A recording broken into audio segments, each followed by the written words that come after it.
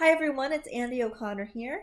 So I'm a pantser, and if you're unaware of that term or unfamiliar with that term, it means that I get a basic idea for a story or a book, and I'll just start writing. I don't have any outlines or character sheets or world building done before I start. Lots of times I don't even know how the book's going to end or how the series is going to end. I just start writing, and things come to me as I write. But can be kind of tricky to keep everything organized and consistent if you do use the Pantser method. So I have some 5 tips to share with you to help you survive as a pantser if you are one like me, and to help you stay organized and remain consistent so that you don't bring characters back to life when they're not meant to be brought back to life, which I have done and thankfully noticed it. But so here we go. So tip number 1 is that before you start writing, create a folder, whether it's a physical folder or something on your computer or a notebook, however you want to do it, of any inspiration photos, any notes that you might have, ideas for the book, character names if you have them. So for my epic fantasy series, I did not have character names beforehand. I kind of just made them as I went. Um, for my new series I'm working on, it is urban fantasy, and I didn't want the names to have some sort of meaning. So I went to Latin and I did some Latin research, and I had all that research written down and the names that I picked. So that is in my folder. So anything that you have that kind of got you started, put that in your folder so you have easy access to it.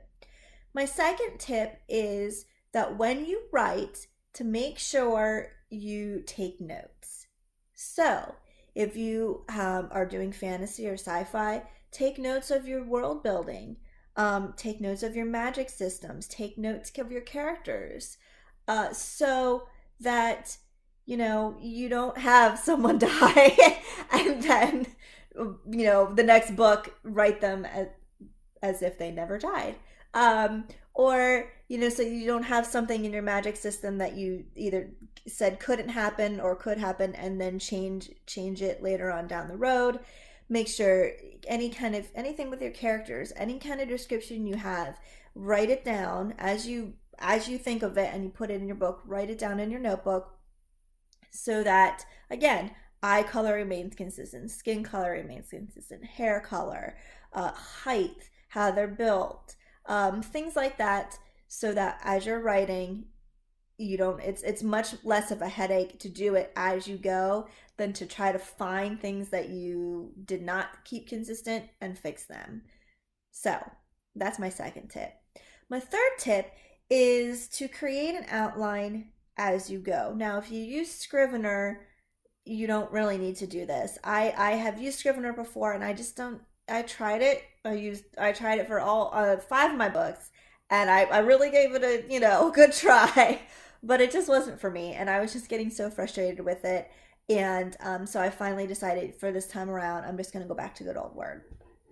But if you use Scrivener or something similar, you don't really need to do this because it does keep your chapters and your scenes, and you can put a brief description of what happens. It keeps it there so that it's easy to find. But if you're using something like Word that doesn't have that, replace that aspect of Scrivener. So after I'm done with the chapter, I will write down basic descriptions of what happens in the chapter and the scenes, so that when I'm writing, I can refer back. It's a quicker reference to find if I want to find something and I can't remember what actual chapter or scene it was in.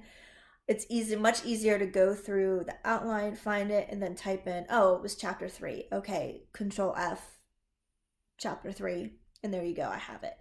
It's also very helpful during the editing process. Again, for the same reason. If you're trying to edit and you want to go to a specific scene or something that happened, or a specific moment of the book, but you can't remember exactly what chapter or scene it was in, go through your outline. You can find it very quickly, much easier, and then find Control F, find it in your Word doc. So that's my third tip.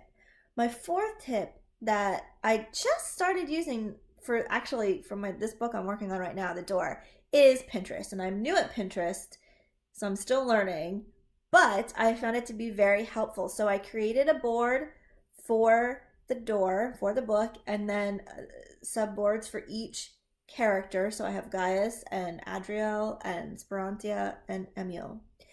And any pictures that I found of what I had an idea of what I wanted them to look like. So I went through Pinterest and found pictures that fit my what I was thinking in my brain and saved them. Clothing, what they look like, physical appearance. They each have a pendant that they wear. So I went through Pinterest and found pendants that actually fit pretty much what I was thinking, and saved those to each of the characters so that when I write, I can, if I want to try to describe one of the pendants or, a facial feature of one of the characters, I can go quickly to the Pinterest board, look at the picture. Okay, that's what it looks like, and then write. So whether or not you use Pinterest, if you want to save your inspiration pictures in a folder on your computer or again on your phone, however you want to do it, I find Pinterest to actually be working quite well. But whatever else you want to use that would help you give quick access to your characters or your settings, again, world, if you're doing it on Earth or on an Earth-like planet, anything that would help you while you're writing your descriptions for quick access. Very, very helpful. And my final tip number 5, is to create a map. Now, if this obviously doesn't apply to every genre. So if you're writing something like mystery or romance, suspense, you're probably not going to need a map. I don't need a map for my urban fantasy series that I'm working on now because it takes place, it's on Earth, but there's magic. But for my epic fantasy series, the Dragonauth Chronicles and the Valen Trilogy, I did have to create a map. And if you, I think it's my behind the scenes of Prophecy Fulfilled video, which I did post a couple months ago, so go check it out. I do show you what my map looks like. I think it's towards the end of the video, but I show you my map. It's very, very, very crude. I'm not an artist. So it basically has, the country name or city's name, a little circle around it, then some lines, for basic shape of how I wanted the country to look. Crappy little trees for forests and little triangles for mountains. Very, very crude.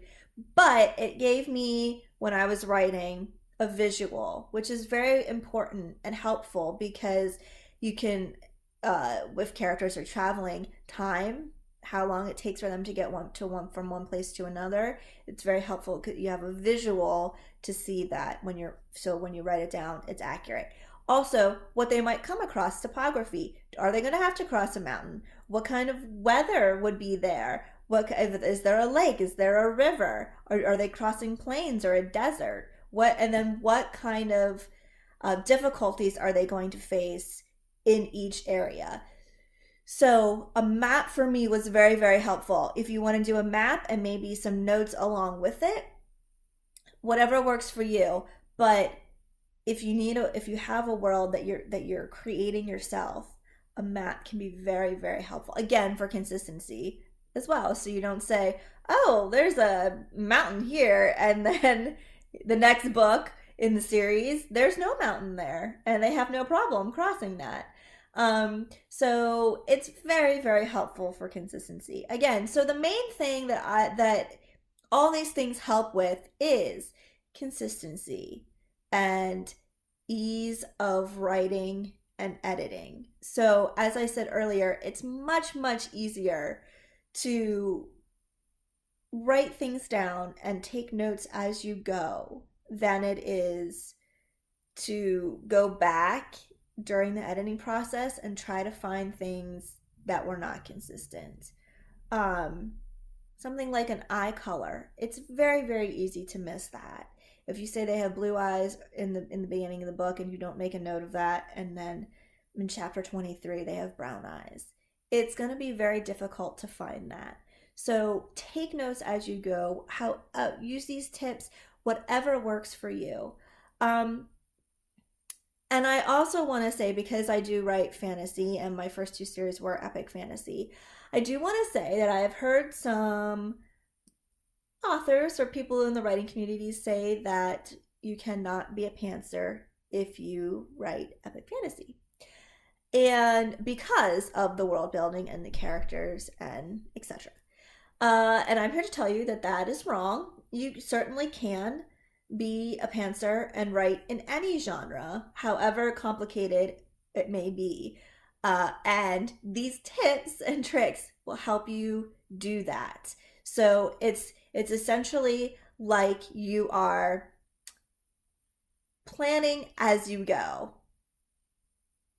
Let that sink in a little bit. I know it's kind of weird, but it's as if you're doing all the steps of what a planner would do, but as you're writing. So you don't have any problems with consistency issues or world building issues, magic system issues.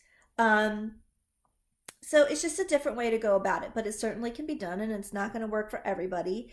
But if you are a pantser and you have some other ideas that help you stay focused and consistent and don't bring people back from the dead unless they're meant to be, um, definitely put them in the comments below. I'd love to hear them. Share your thoughts and ideas. Subscribe if you to my channel if you like it and like the video if it was helpful, and we'll see you later.